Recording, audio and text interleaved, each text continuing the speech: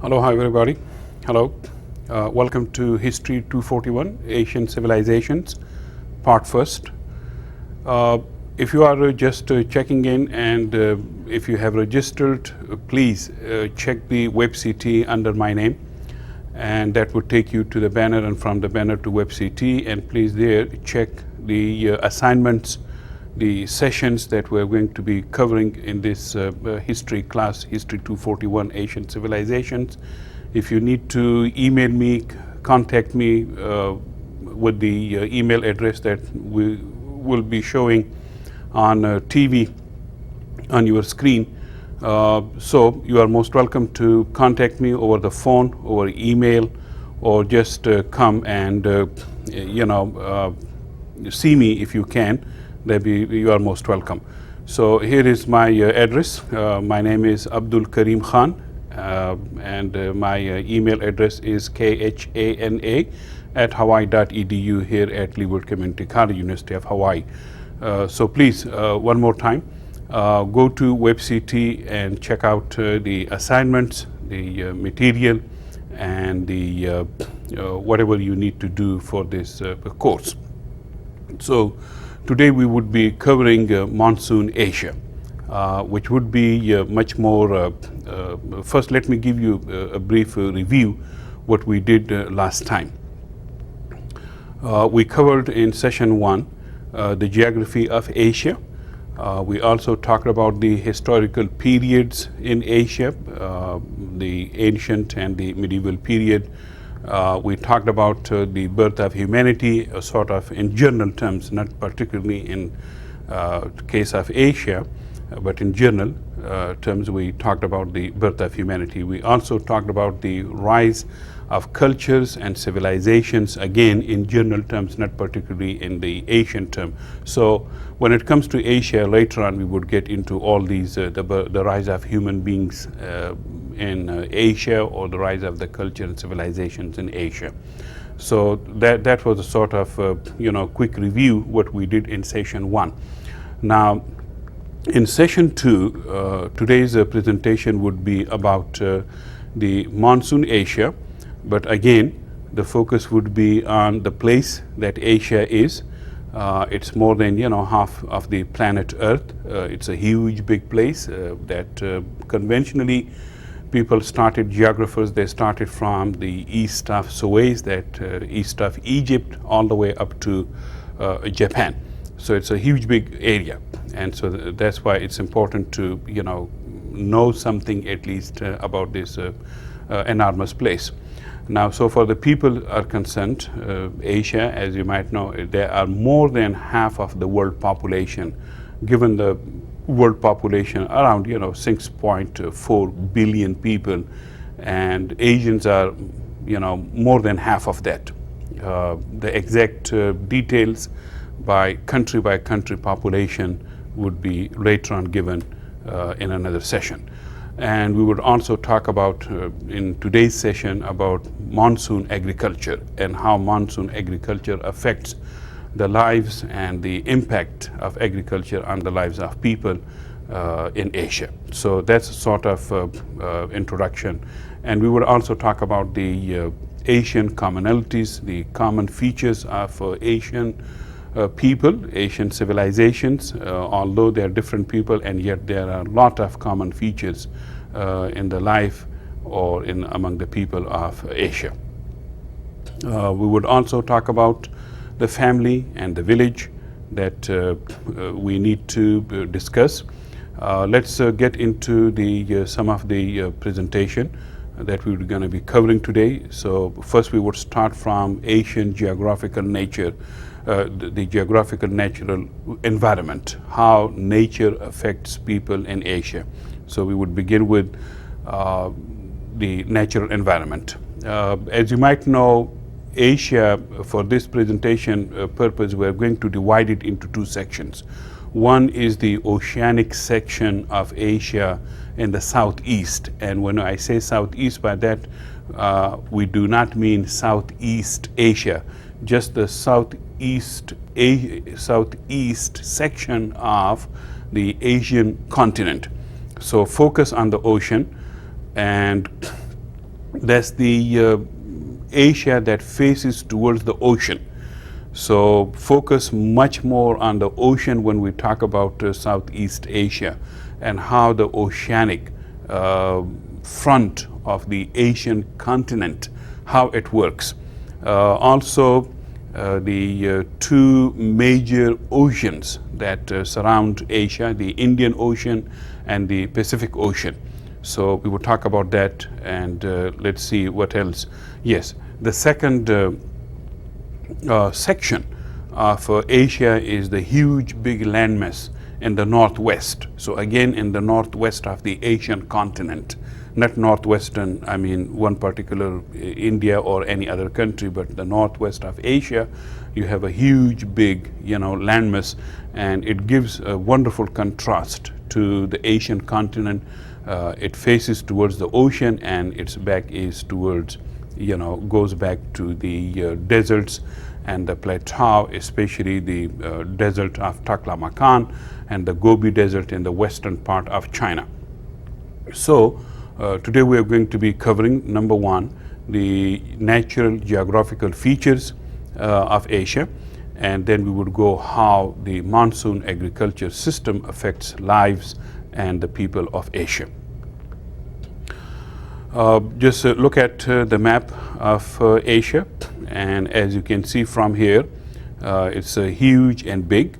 There is the front side of Asia, which is the rainy Southeast Asia, full of agriculture, bumper crops, a lot of rain, a lot of water in the southeast part of Asia. Then the arid northwest, which is very dry, but that dry place that does not grow much, but that gives access to the people of Asia and to the commodities of Asia to be taken westward into the Middle East and beyond into Europe. So arid northwest, although it does not produce much, but still it has enormous utility for the people of Asia, and that's how Asian products, especially Chinese products, and now Korean as well as Japanese and Indians, they find their way to the rest of Asia in the northwest, to that of Rome, in ancient times, even through what is called usually the Silk Road. So that's sort of we will talk about. So arid northwest. Keep in mind the trade and the commercial and the excess value of that desert system that Chinese and the rest of Asians have been using since the Roman Empire, and that's how they contacted other people, and that's how most people before 1500 entered China from the northwest. With the rise of the commercial activities and with the rise of the maritime trade and business, especially by the Europeans who came to Asia in big, ships or boats. Asia previously had been, contacted by people from Europe, from the northwest. That is the desert or the arid part of Asia. Now, let's see that monsoon and how it works and where it is. It gives a lot of rain to southeastern part of Asia. It inundates everything, and it's a wonderful system. Very complex, by the way, very complex. We all try to make it as simple as we can, for students and people to imagine how it works, but it's a very complex system. It's easy to describe it, but the working of monsoon is very complex. So monsoon, it gives bumper crops to the people of Asia, but at the same time it brings a lot of death and destruction and devastation, especially in eastern India, particularly in Bangladesh, and some places in East Asia. So we would talk about more of the death and destruction, how that works, and how the Asian people have been coping with this monster that it becomes, the monsoon monster that it becomes, and how it devastates people in Asia, in China, and sometimes it takes the character of what we call typhoons in Japan. So we will talk about that also. Now let's see monsoon itself and what it is.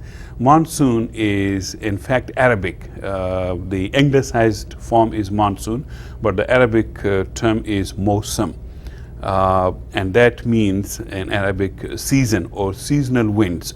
And these seasonal winds, Arabs have used, since ancient times, doing trade and business with Asia.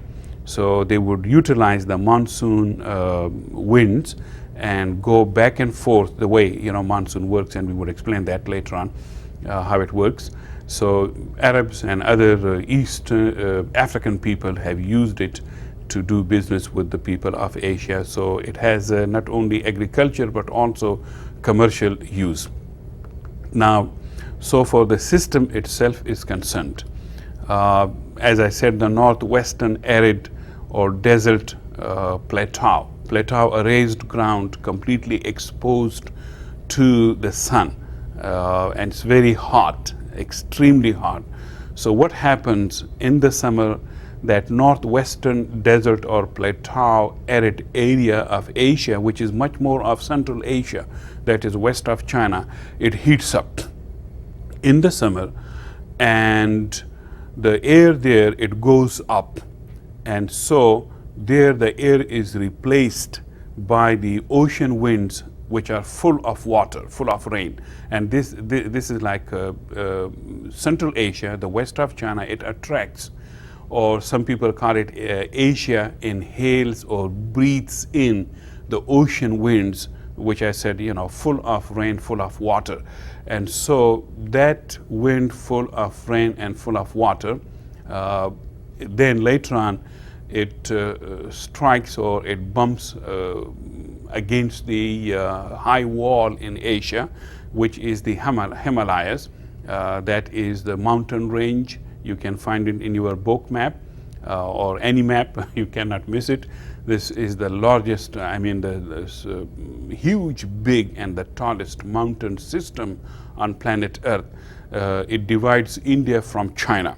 And some people say, what would have been if there was no wall of Himalaya between China and India? Who knows, there could have been much more mixing between the two people, much more interaction between the two people, and it is because of the Himalaya mountain that that interaction does not exist as it should have been. So what happens, the arid area of China, it heats up, it attracts the water, the wind full of water from the ocean, and then let's go to the monitor and see how it works. This is the northwestern part of China, mostly Central Asia, the Gobi Desert and the Taklamakan Desert in western China. And in the summer, as I said, it heats up, and the air goes up. And as it goes up, it triggers these winds from the ocean, and they bring a lot of water with them. And as you see, those winds, they strike against or bump against the Himalaya, and there they drop all their water in terms of rain, and that can be sometimes very devastating for people who live there. It can be very problematic. It also, although it brings a lot of water, a lot of rain, which is great for bumper crops that it gives to the people of Asia, not only in China and Southeast Asia, but also in South Asia, that is India and Bangladesh and Pakistan. However, not a single drop of that rain gets to the place that triggered it. That is Central Asia. They do not get that rain, and that is courtesy of this huge big wall, the Himalaya. So the Himalaya stops all the rain east and north of it, and it does not allow the wind to go, further beyond that. And so that's how the system works in the summer. Now, it reverses itself during the winter. So the same place, northwest arid place in winter, it cools down. And what it does, as geographers say, it blows cooler air or winds towards the ocean. And that is what is called when Asia exhales or breathes out the colder air and attracts the warmer oceanic wind, which again is full of water and full of rain.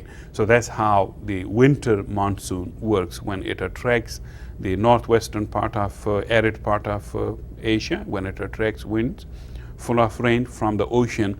And there is again, just look at this is summer, and the summer turning into, on the monitor, into blue cold winter. And so the air becomes cooler and it goes down. It does not go up, but it stays down. And again, it wants to go to the cooler, the warmer area of the ocean. The ocean, by the way, during winter stays, quite warm comparative to the continental part or the land part of Asia. So the land part remains very cold, and the oceanic part, the ocean part, remains warm. So as the colder winds, they rush towards the warmer area of the ocean. There, the water the air full of water, they rush towards that place to replace, the colder area. And so that's how the system reverses.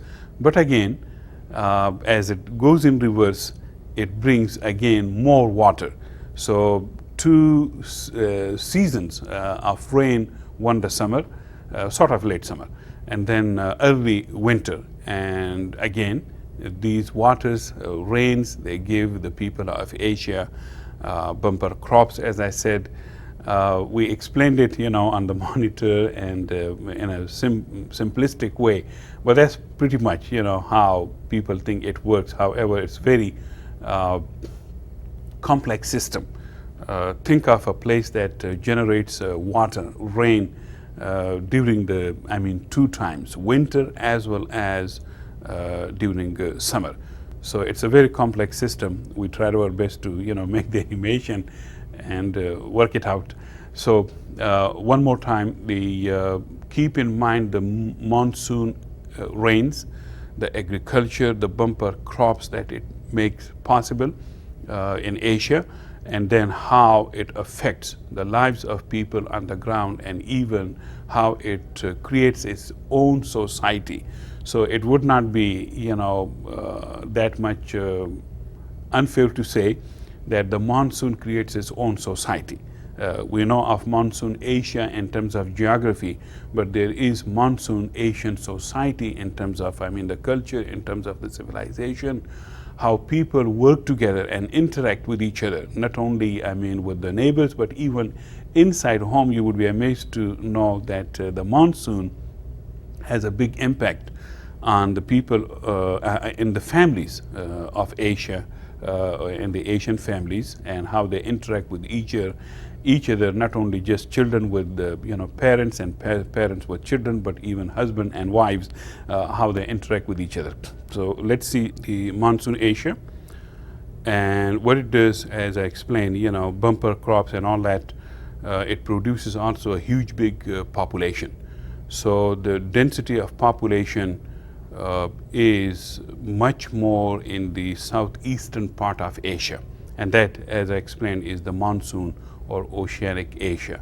Naturally, wherever you have such huge big production of crops, there you would have a lot of population, and they work together.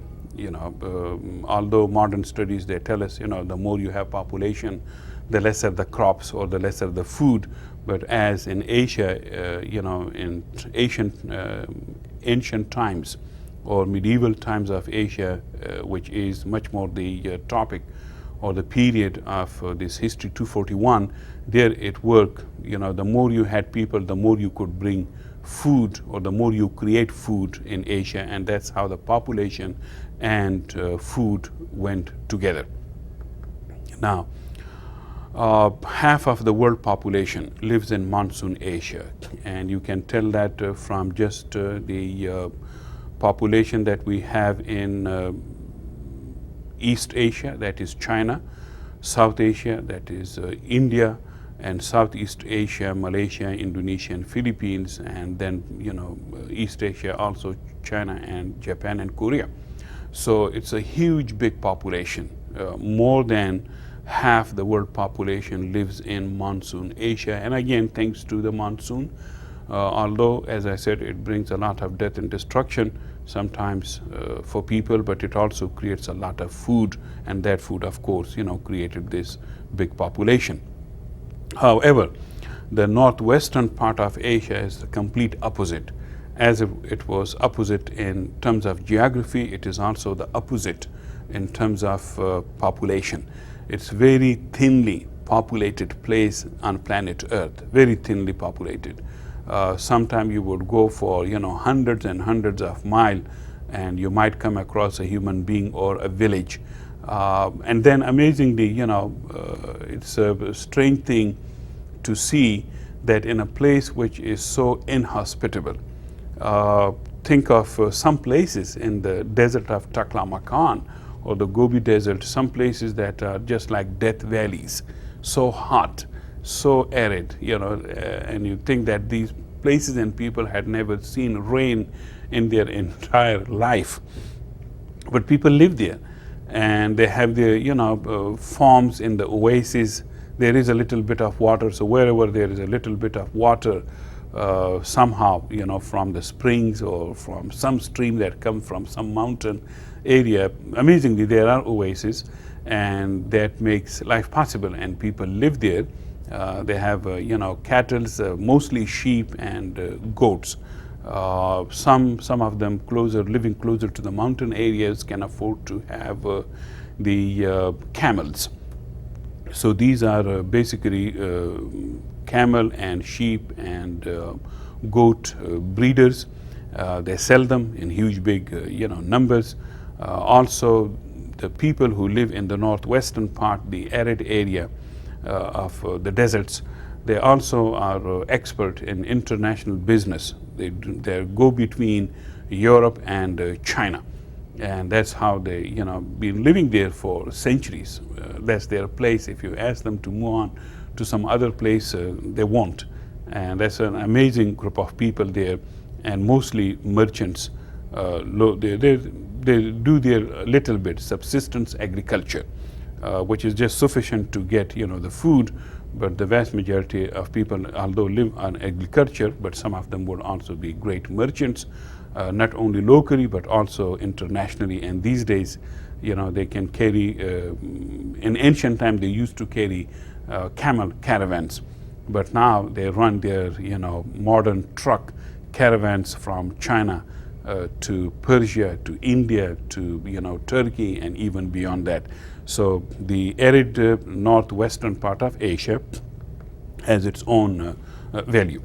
Let's see the big population made possible in the monsoon Asia, made possible great civilizations, because great civilizations require you to have big population, and most of these great civilizations were born in river valleys or the plains that the rivers had created. And because of Asia's fabulous agriculture, that were made possible by the place and the people, and that has been going on for about 2,000 years, non-stop agriculture production, non-stop, people's production, population production.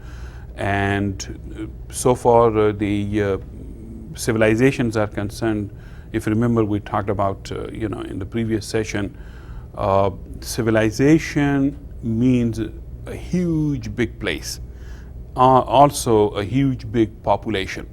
The place could not be controlled without big population, and the big population could not be sustained without the enormous resources that the place produces. So they both go together, huge big population and big place, and that creates a big, great civilization.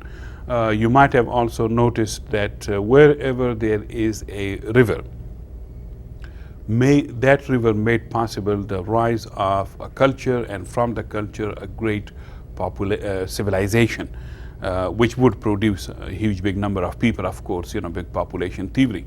So think of any river and you would see there a major civilization, rising up, starting from the river Tigris and Euphrates in ancient Mesopotamia or modern Iraq.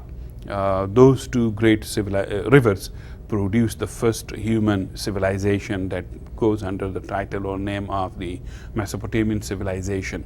Similarly, look at River Nile in Egypt, the longest river on planet Earth. That also produced a stunningly, amazing civilization, the Egyptian civilization. Similarly, in South Asia, like in the modern day country of Pakistan, you have River Indus. It created its own civilization that goes under the name of the Indus Valley civilization. Huge and big and enormous, beautiful civilization. Similarly, the two great rivers in China, the Yangtze River and the Yellow River in China, produced the Chinese civilization. So that's how it works. Wherever you have a major river, there you have a major civilization. So that goes also for the great river valleys, the great river civilizations, and we will talk about in their own times in the Asian context. Now, also keep in mind as we go further along in the monitor, you can read and take notes as you go, that a great unifying force, the monsoon as it is, it's a wonderful force that unifies people, and although creates a lot of resources, the natural uniformity that Asia gets from monsoon forces, this is despite the ethnic and cultural diversity. So what I'm saying here, human beings, their linguistic, their cultural differences and ethnic differences, again, are unified by natural forces. So nature unifies humanity. Just one type of agricultural activity, for example, if you are growing rice, you are going to have, because of the cultivation of rice, people tend to get one particular type of similar culture. This would be despite the fact that they might speak different languages as they do.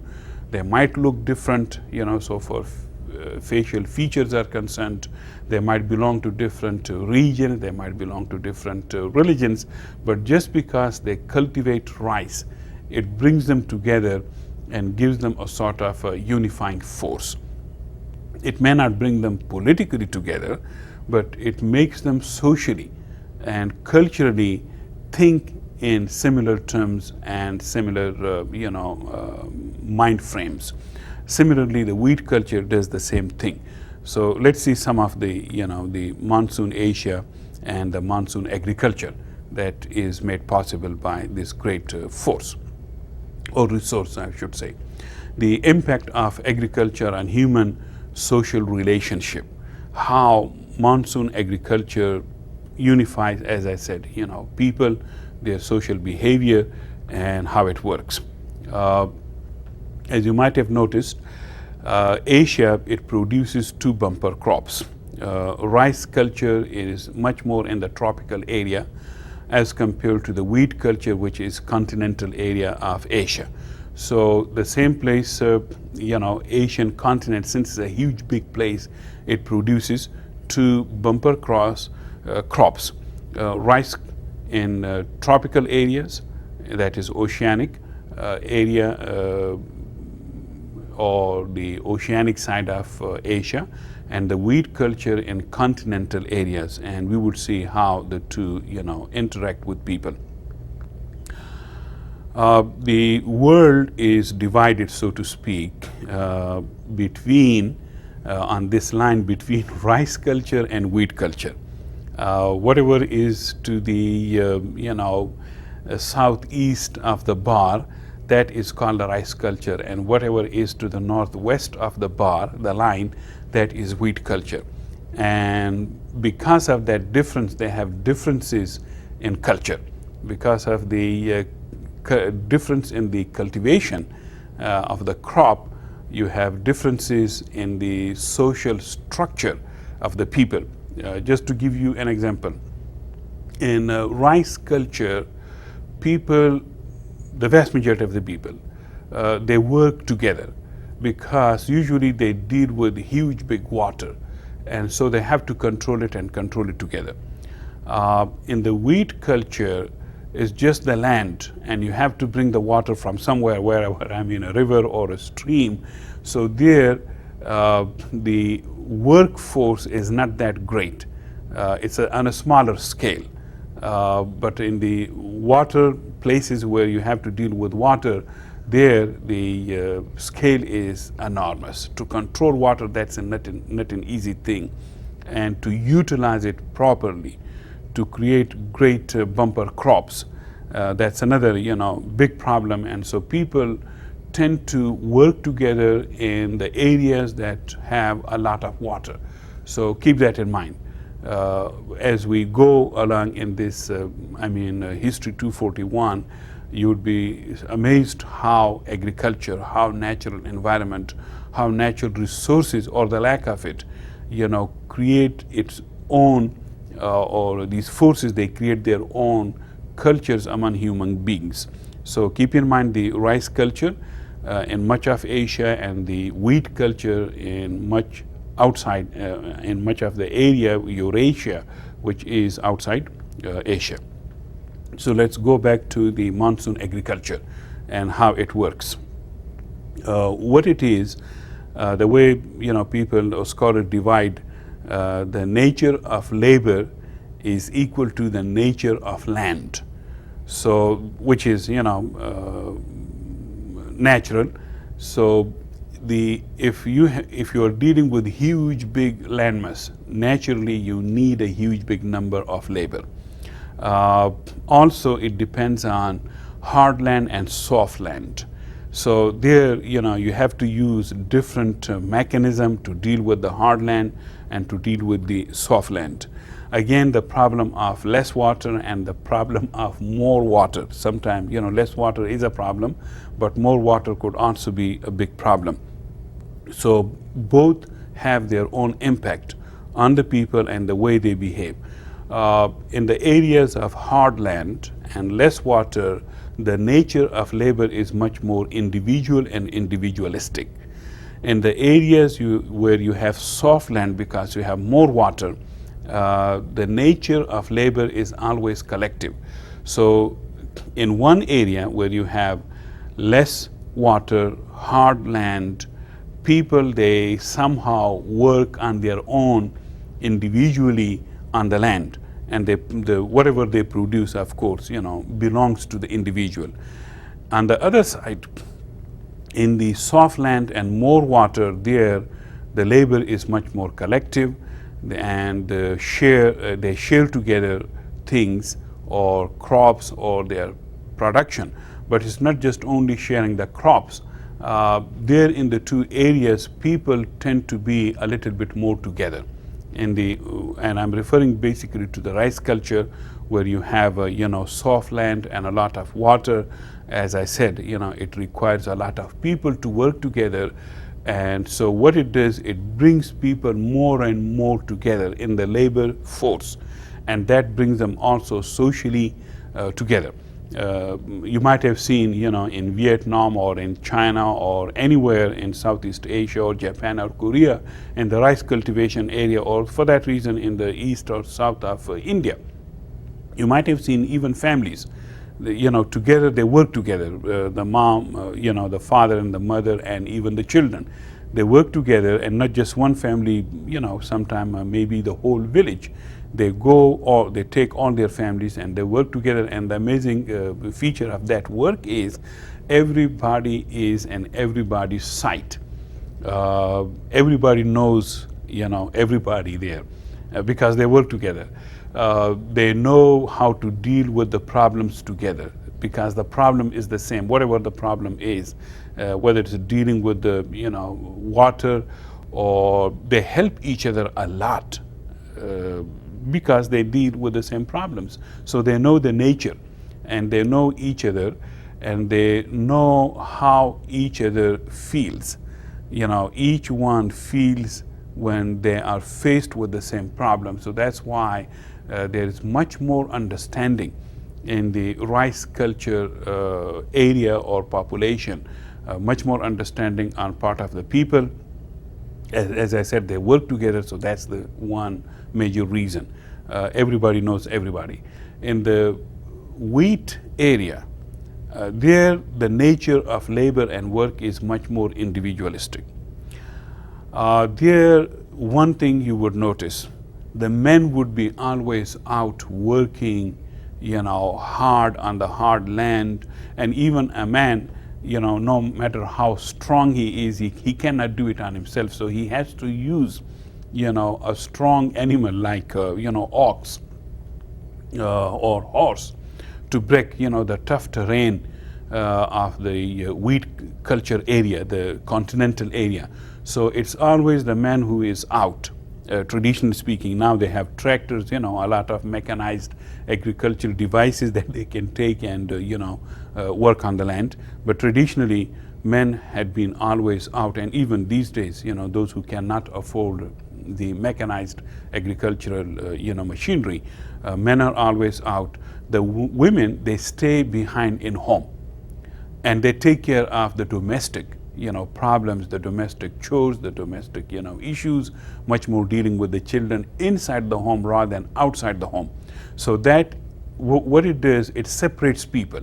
One section of the population stays home, another section of the population goes out of home. So there is less interaction between husband and wives, less interaction between men and women, and because of that there is sort of a less understanding because as I said, the nature of labor is very individualistic. The men are always out and the women are always inside the homes, and so that's how they take the care of the problem in their own way, but it separates people as compared to the rice cultivation, which brings everybody out. Nobody can stay in. Maybe the older people, men and women, they might stay in to take care of, the chicken or the duck or the pigs or whatever they might have.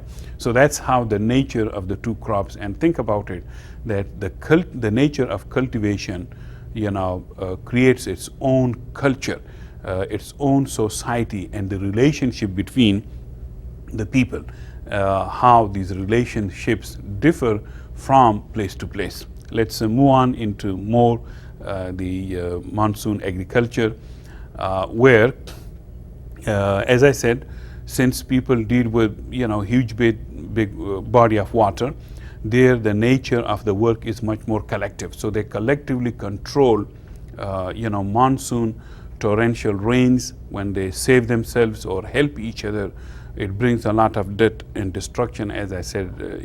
So you have to work together in the monsoon area to protect yourself from these problems. Again, control could begin over great rivers or huge big landmass of Asia collectively. Again, so it's the working together, working in a team, working as a group that matters the most. And individually, a person cannot control everything. They have to control it together.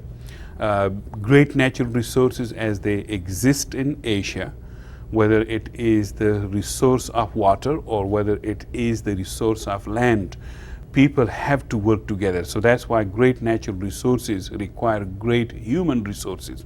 So as the nature of resources is enormous. That is the reason you have to have a lot of people to work together to make life possible, or to stop, death and destruction, or lessen it or decrease, the severity or the frequency of the death and destruction. The same, monsoon that bring life and bring crops.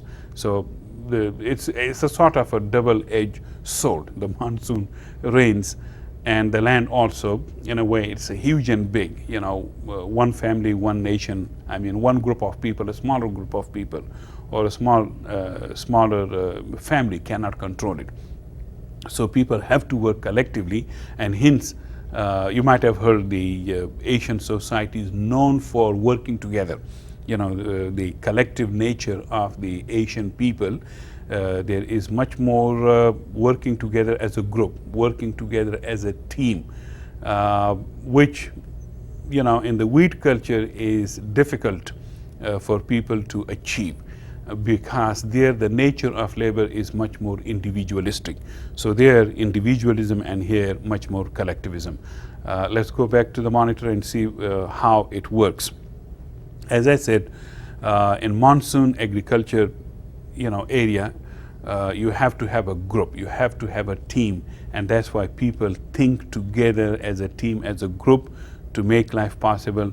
They work together, collective labor, and to make survival possible, so they have to be working together.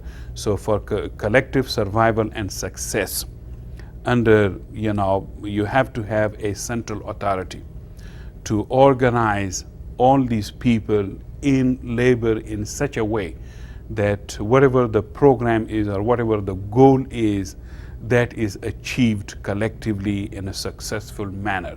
So Asian societies, or the monsoon agricultural societies, tend to have strong government, strong central authorities, because it is because of these strong central authorities or governments or emperors or rulers or states that people can be work together or to make those programs or those goals achievable. Otherwise, as I said, one family, one person cannot do it. So that then it goes into the collective nature of the work, creates its own central authority, without which it's impossible. Maybe if I can give you, an example of the two places, for example, Egypt. I do not think, and nobody can think, that the project working and making possible the Great Pyramids, that could not have been possible for limited group of people. That could be possible only by a huge number of labor workers working for almost like forever to make these pyramids possible. So there has to be someone to bring them together, to make them work together. As human beings, sometimes we don't want to work together with other people in such a harmony as as it is needed. So there has to be a central authority, and that central authority in Egypt, as we know, took the shape of a great emperor, great king, that now we call it, or even then used to be called as Pharaoh. So it took the pharaonic, central authority or power to make the pyramid possible with the help of, I don't know, maybe thousands and thousands of people working for thousands and thousands of, I won't say years, but working for a lot of time. Similarly, think of the Great Wall of China. Of course, that, one person, one family, impossible. So huge number of people worked on the Great Wall of China for a long time, but to control labor and time in such a fashionable way to create, such a huge, big, project possible, the Great Wall of China, there you have to have a central authority. Without an enormous political force of the central authority, like the Emperor of China, and that time, as we know, it was the Qin dynasty, the Qin, not the Qing. They sound the same. The Qin dynasty, the first imperial dynasty of China. made possible the Great Wall of China, and again, with the enormous force that it had, its disposal. So that's sort of a theme in the monsoon agricultural or Asian culture, that people, they have to work together to make life possible, to control the water, the body of water that they have to deal with, to control the landmass that they have to work on. So they have to work together, and that's teamwork and thinking like a team, thinking and working like a group. Let's move on into major feature of this monsoon agriculture. And that is that the Asian common culture, it has its own features and traits. As I said, the monsoon agriculture creates its own culture, and that culture has a lot of common features and traits. And let's see what are those features of the Asian common culture. This is despite the fact that Asian people have a lot of variety of ethnicity, language, different castes, different classes, social or economic classes, different races. Asia is huge, big, different religious groups, different regions. And so there are so many differences, and yet, despite of all these ethnic, linguistic, caste or class or racial, religious or regional differences, you have amazingly common culture. And so that common culture, it's so, personal in a way that everybody feels it, no matter where you are. If you are in India, if in China or Japan, or in Philippines, Malaysia, Indonesia, there you feel it, why these people, think the way they do, why they act the way they do, their expectations of behavior inside home and outside home, why it is so similar. And that is the reason is thanks to the culture that is created by agriculture. Human culture, the way it has been created by the agriculture, that's why there are so much the commonality, and commonalities rather than the differences. The differences are there, no question about that. We know that language is a big difference. Religion is a big difference. Region is a big difference. And yet, despite all these differences, we have common cultural traits. And let's see what are those features, common features that unite, the Asian people without speaking, the same language. First common trait or feature of the Asian culture is the family. Throughout Asia, family, the importance is just unbelievable. They emphasize again and again in their literature and in their religions, the importance of family. And not just only the importance of family. So in the Asian, nature of family, family is not just, a husband and wife or their children. What we call the nuclear, family that you have in the wheat culture or in modern cultures of Europe or United States. There in family, you would see, it's very common to see 3 generations living together. And, you have parents, of course, and then they have their own parents, the grandparents and the children. And that's not the only group of people that live in the same family. They might have even a little bit more than that. The family kinsman. The way I was, raised in an Asian family, it's not just me, my brother and sisters living with our, mom and dad, but also with their parents, and then with our uncles and aunts and a lot of cousins, and so a lot of in-laws also for the men and women, and even their kinsmen. Think about the cousins of your cousins, and living in the same compound. Yes, living in the same compound, or there are walls and differentiating boundaries, if I can call them, but still it's amazing. I was raised in the presence not just only of my parents and brothers and sisters, but always much more in the presence and in the company of my cousins and a lot of cousins, huge big number of them. Of course, children, they fight a lot.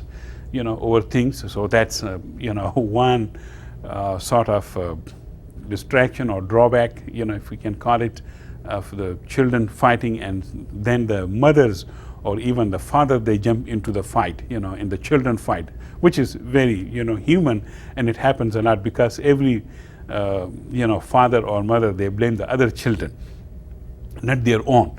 So that's how, it triggers, the problem, sometimes even the fighting, yes, physical fighting, among children, and even sometimes among their parents. So that's, the nature of the living in a huge, big family compound. Then also, it's very common in all Asian cultures, whatever their language or religion, that sons, especially sons, they take care of their parents. But I said especially sons. Well, the sons, they take care of their parents with the help of their wives.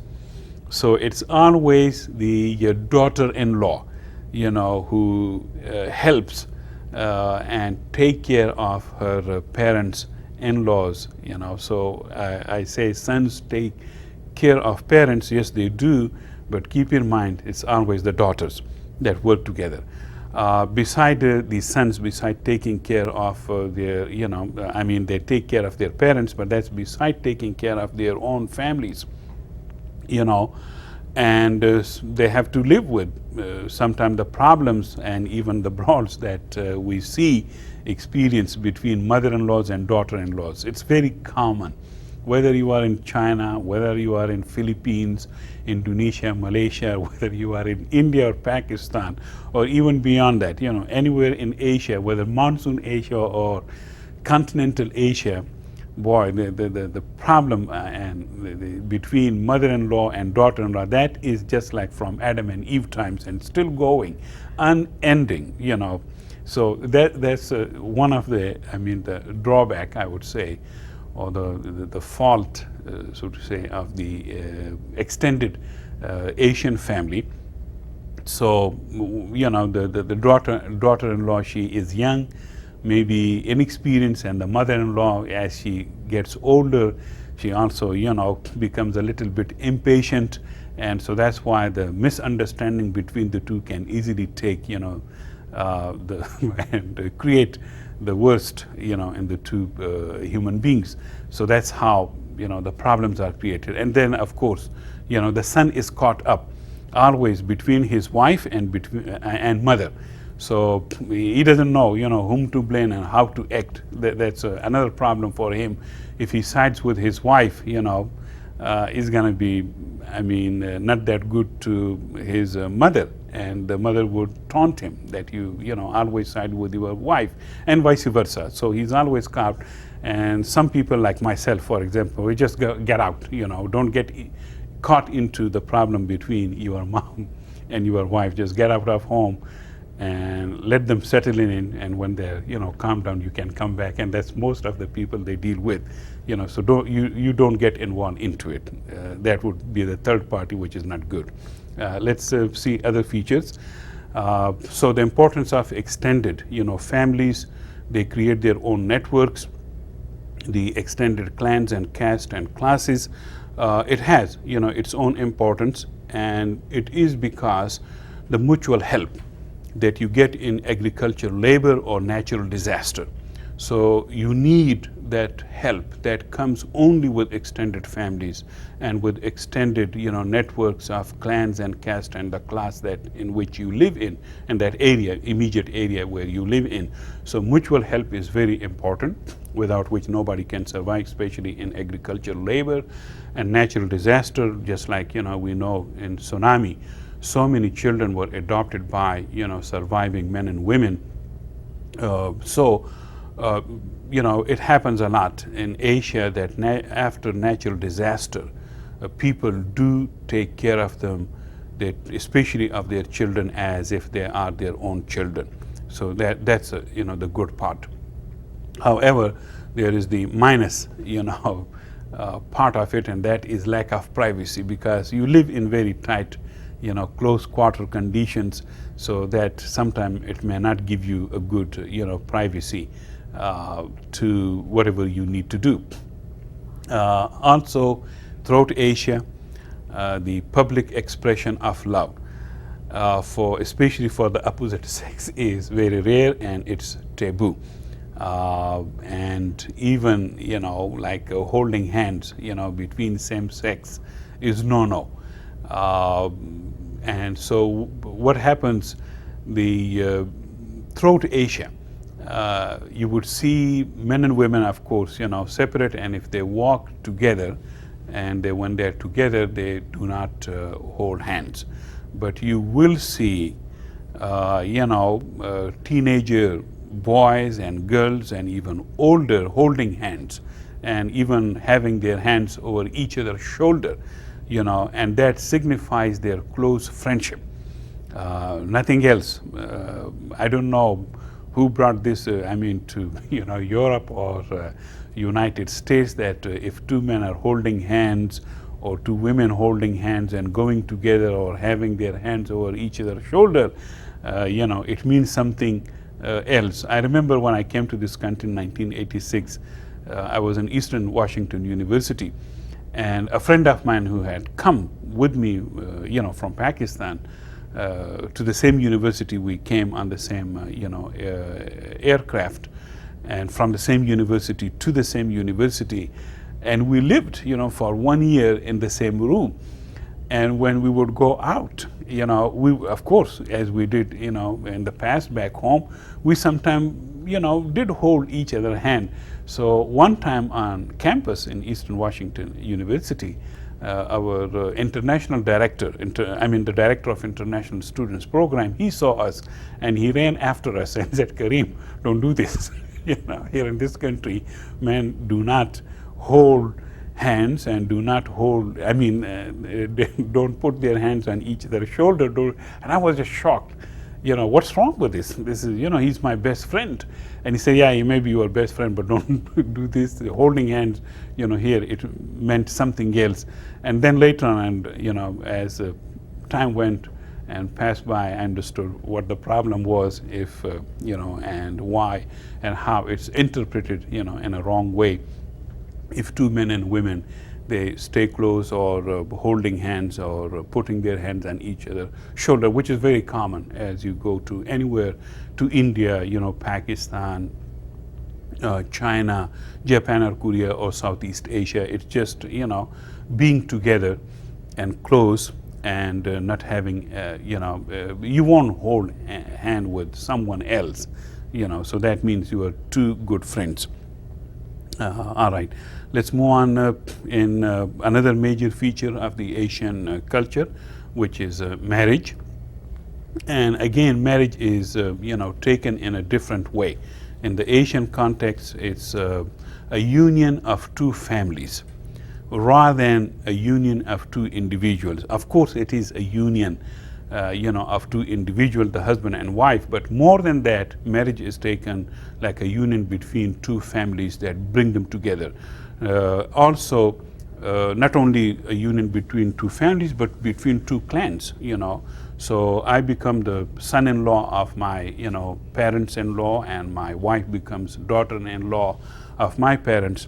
Not only that, but, my relatives become their relatives and her relatives become our relatives. Marriages are usually arranged according to the caste or the clan or the classes. Caste is very difficult to break, so if one belongs in India to the same caste, they would, definitely marry in the same caste. But so far clans are concerned or classes are concerned, they can be, crossed, and one can get out of the clans and the class, but not usually out of the Indian caste, because that's, like a religious thing. You don't get out of it. You stay in your own caste.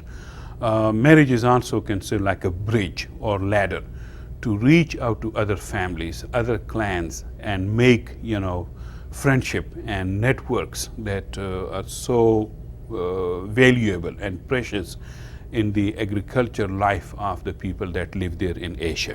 So marriage, performs all these wonderful, social values. So that is one reason that a marriage, although it's a marriage, a union between husband and wife, but it is backed up by two families, their resources, by two clans, and since it performs a wonderful social function, which is to reach out to other families, that's why the Asian marriage is so strong. I mean, I don't deny the fact that divorce does happen, but it is very rare, very rare. It is becoming more and more in in industrialized and very highly commercial areas, but in the traditional agricultural Asia, which is more than 80% right now as we speak, although in Japan and Korea, it's shrinking up, but in the rest of Asia, life is much more agriculture. And so in the agriculture communities of Asia, which is the majority of Asia, as I said, marriages are very strong, and it is strong because it's never left to two individuals. So if there are any differences between husband and wife, they are ironed out and smoothed out by their families. So the families, they jump into it and keep them apart for a while, and then they bring them together, and that's how the problems between husband and wife, they are taken care of by families. So which is a very good thing. So people tend to not to separate or divorce that often or frequently, as you can see in the rest of the world. Okay, let's move to the another major feature of Asian culture, which is priority is always given to the family interest over the individual interest. So family matters most over the individual, and so that's the reason families, they do not ignore the individual interest. Families usually, they sacrifice a lot, especially the parents. They sacrifice a lot for the well-being or the future of their sons and daughters, the individual. So the individual interest, especially education, especially knowledge, learning new skills, so that the individual, the son or the daughter, would later on use it in life. Families and parents, they sacrifice a lot. Boy, you would see parents, they just work not for themselves but for their children and their future, and that's how it's a family of sacrifices and family of savings. In Asian families, parents tend to save much rather than spend, and most of the saving is done for the sake of the children. My parents, they spent a lot of money on my education or my brothers and sisters' education, and that's how we took care of them. In their later age or old age, we took care of them. The same message, we spend so much on the education of our own children. Hopefully they will take care of us. And so that's how, the culture is spread or taught from one generation to another generation. And it's wonderful, that you spend on your children, especially on their future education, on their future, which is education. And education is, a big theme in Asian culture. Also, respect for elders is a wonderful social, phenomena in Asia. Elders are respected not because only that they are elders and old age, but because of the wisdom and the experience that they bring to the village or to the family where they live. So that's a high value of wisdom and experience that older generation bring. And sometimes it's a great loss when a grandfather or any older person or lady who dies in the village. People mourn, their loss, but at the same time the loss of the wisdom that the older generation, they bring to the younger generation in the village and the family. Let's move on to the patriarchal nature or the authority that men hold in Asian culture. It has its value, but it also has some minuses, and the greatest minus or negative side is the female subordination throughout Asia. Yes, we see that, but now with the rise of modern education, modern culture, that we see going down. So it's good, so the female subordination is no more the feature of some of the Asian societies that it used to be. However, in Southeast Asia, like Malaysia, Indonesia, and Philippines, men did not tend to be that much domineering. Women had much more power. In the traditional culture of Philippines, Malaysia, Indonesia, and especially Philippines somehow, it's amazing that the traditional culture of Philippines or ancient culture of Philippines gave so much power to women, to the women in Philippines and also in Malaysia, Indonesia. One reason could be because it belongs to the rice culture. That could be one, or just the way things were set up early on. However, some people believe that with the rise or the coming of the Europeans, and particularly the Europeans bringing their own religion to Philippine Catholicism, that also had a negative impact on women's studies. Although I've seen both, that you cannot blame it on Catholicism or Christianity. Similarly, Indonesia and Malaysia, Islam is blamed for the lower status of women there. But if I compare Malaysia, Indonesia, or for that reason Philippines to the rest of Asia, despite their Catholicism in Philippines and Islam big time, as it is in Malaysia and Indonesia, their status, women's status, is far, far better compared to somewhere else, in Asia. Also, let's see the hierarchy in the family, in the society. It is very male dominated, of course, and so two factors work in the family or in the society. One is the factor of gender, so male is very dominant, and then the age factor. So the old people, they are a little bit in much more authority compared to the young people. So keep that in mind, the hierarchical nature of the family and the society in Asia according to gender and age. So male domination and old age is preferred over the youth because of the experience and the wisdom that the old age brings with it.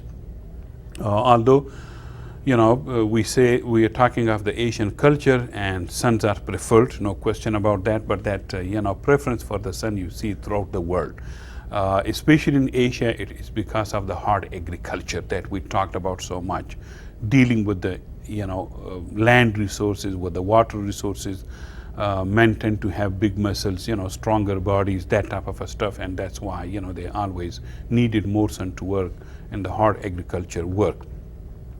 Continuation of the family's line is another reason that families would prefer more sons rather than daughters.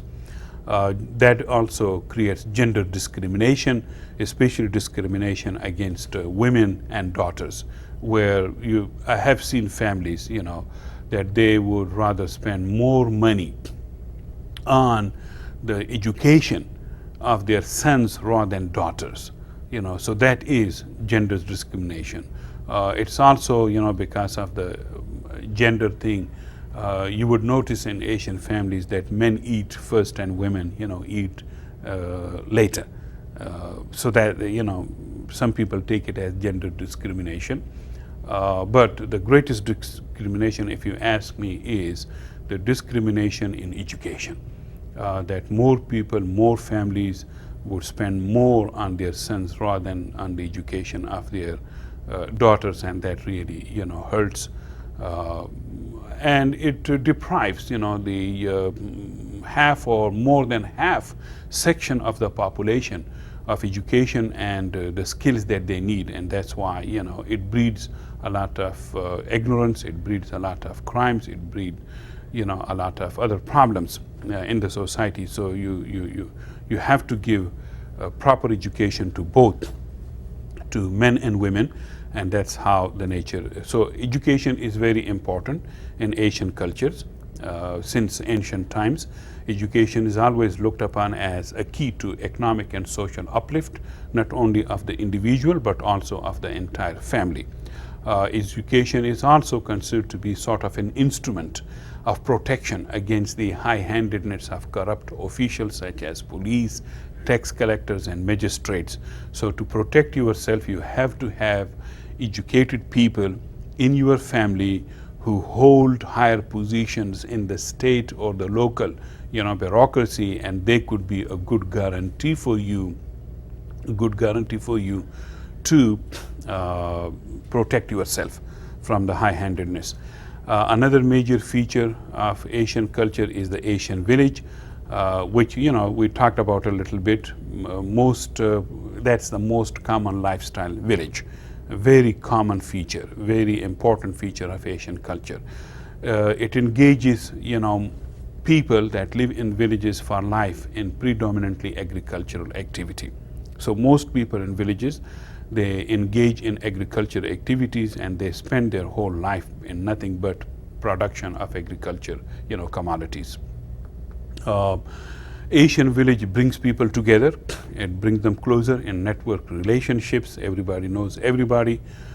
It also cultivates great interdependence among people, and it teaches people, to respect each other and to help each other. It creates friendship, peace, and order in the society. So that's a wonderful feature of the Asian village.